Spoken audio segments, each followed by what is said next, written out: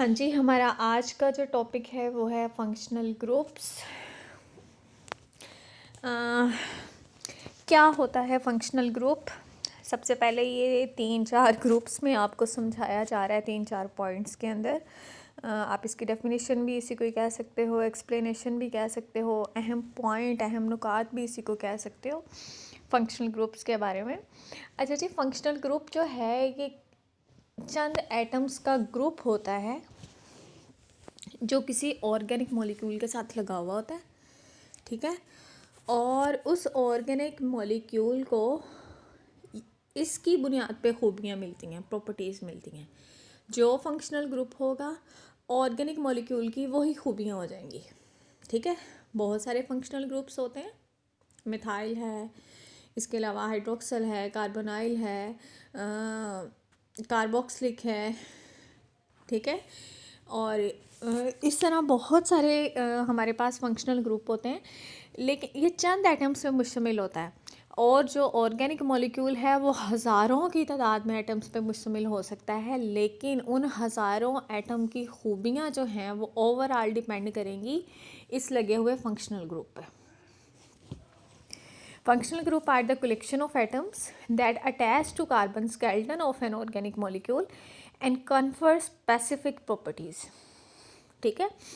ये कलेक्शन होती है चंद आइटम्स की जो कि किसी ऑर्गेनिक मॉलिक्यूल के साथ लगे हुए होते हैं और उसको स्पेसिफिक प्रॉपर्टीज़ दे रहे होते हैं।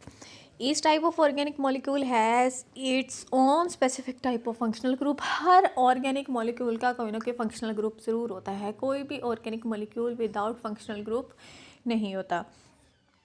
अच्छा जी, functional group in biological molecules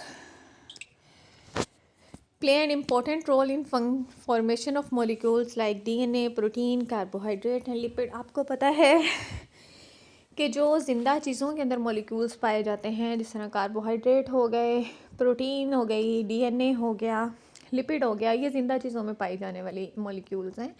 पौधों में, जानवरों में, इंसानों में पाए जाते हैं ये। तो ये वाले जो मॉलिक्यूल्स हैं इनके भी अपने फंक्शनल ग्रुप्स होते हैं, ठीक है। कार्बोहाइड्रेट का और फंक्शनल ग्रुप है, प्रोटीन का और फंक्शनल ग्रुप है, लिपिड्स का और फंक्शनल ग्रुप है। तो ये भी एक दूसरे से मुख्तलिफ फंक्शनल ग्रुप की वजह से हैं। इनको हम बायोलॉजिकल मॉलिक्यूल्स कहते हैं क्योंकि ज़िंदा चीज़ों में पाए जाते हैं। फंक्शनल ग्रुप्स कौन कौन से होते हैं? Hydroxyl, methyl, carbonyl, carboxyl, methyl phosphate, carbonyl, methyl and carboxyl, amino, phosphate and sulfhydryl. ये वाले चंद फंक्शनल ग्रुप्स हैं जो उसने दिए हुए। इसके अलावा और भी ढेरों सारे फंक्शनल ग्रुप्स हैं। अच्छा जी, नीचे जो है ना ये आपने नहीं करना, टर्म से नीचे जो लिखा हुआ है ना, नेक्स्ट आ जाए यहाँ पर। फंक्शनल ग्रुप की लोकेशन है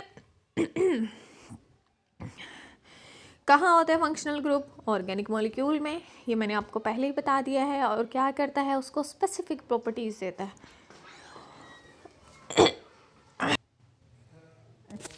हाँ जी, फंक्शनल ग्रुप जो है जब आप कहीं भी आपने शो करना होता है जनरली, तो जो ऑर्गेनिक मॉलिक्यूल है उसको सिंपली आर से शो कर दिया जाता है। ऑर्गेनिक मॉलिक्यूल्स लाखों किस्म के हैं, तो जनरली जो है उसको आप सिंपल आर से शो कर सकते हैं।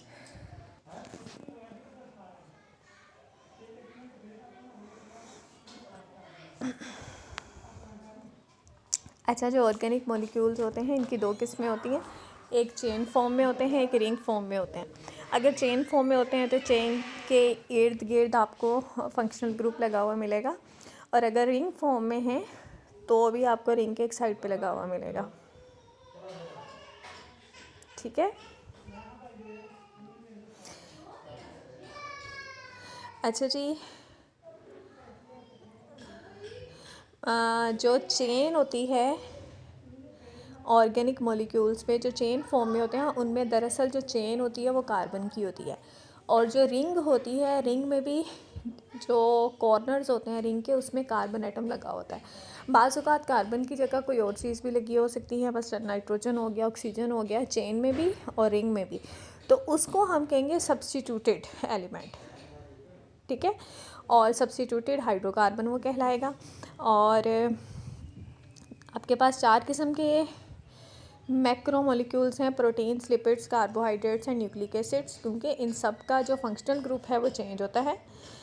ठीक है जी। और फंक्शनल ग्रुप ही जो है वो इसको प्रोटीन को प्रोटीन बनाता है, लिपिड को लिपिड बनाता है, और इसी बेस पे एक दूसरे से डिफरेंट होते हैं। प्रॉपर्टीज़ हैं फंक्शनल ग्रुप की। फंक्शनल ग्रुप की जो खूबियाँ होती हैं वो ये होती हैं कि फंक्शनल ग्रुप की वजह से ही कोई ऑर्गेनिक मॉलिक्यूल किसी रिएक्शन में हिस्सा लेता है या किसी में हिस्सा नहीं लेता।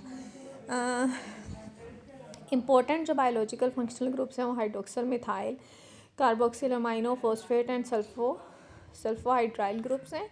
और ये जो हैं ये चूँकि ये बायोलॉजिकल मॉलिक्यूल्स बनाने में हेल्प करते हैं, जिस तरह के डीएनए, प्रोटीन, कार्बोहाइड्रेट और लिपिड हो गए।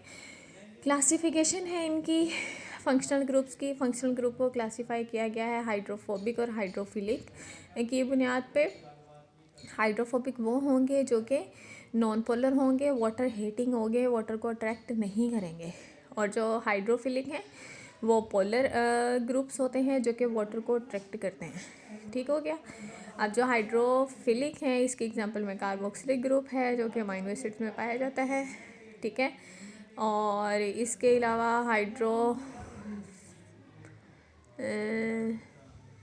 हाइड्रोफिलिक मैंने आपको बता दिया। अच्छा जी, यहाँ पे हम एक और बात कर रहे हैं कि हाइड्रोफिलिक फंक्शनल ग्रुप्स में जो कार्बोक्सिलिक ग्रुप है ये अमाइनो एसिड में पाया जाता है, और जो अमाइनो एसिड्स हैं वो साइड चेन्स बनाते हैं, और जो फैटी एसिड है वो हेड बनाता है। ठीक है। अमाइनो एसिड की चेन होती है, फैटी एसिड का हेड होता है। अब ये हेड और चेन जो है ये मिलके बनाते हैं फॉस्फोलिपिड्स और ट्राइग्लिसराइड्स। फॉस्फोलिपिड्स और ट्राइग्लिसराइड 3 चीज़ों के मिलने से बने होते हैं। दोबारा से सुन लें। इसके अंदर एक चेन होती है और एक हेड होता है। चेन अमाइनो एसिड की होती है और हेड फैटी एसिड का होता है। ठीक है। अब जो अमाइनो एसिड है वो हाइड्रोफिलिक है, पोलर है, और जो फैटी एसिड है वो हाइड्रोफोबिक है, नॉन पोलर है, वाटर हीटिंग है। समझ आ गई है? अच्छा जी, वो कह रहा है जो कार्बोक्सिलिक ग्रुप है वो आयोनाइज हो जाता है, अपना हाइड्रोजन रिलीज़ कर देता है। COOH होता है कार्बोक्सिलिक ग्रुप, ये अपना हाइड्रोजन निकाल देगा H+ की फॉर्म में, तो O पे नेगेटिव चार्ज आ जाएगा। अब जो चीज़ें जिनके ऊपर चार्ज होता है प्लस माइनस वो चीज़ें पोलर होती हैं, जिस पे चार्ज नहीं होता वो नॉन पोलर होते हैं।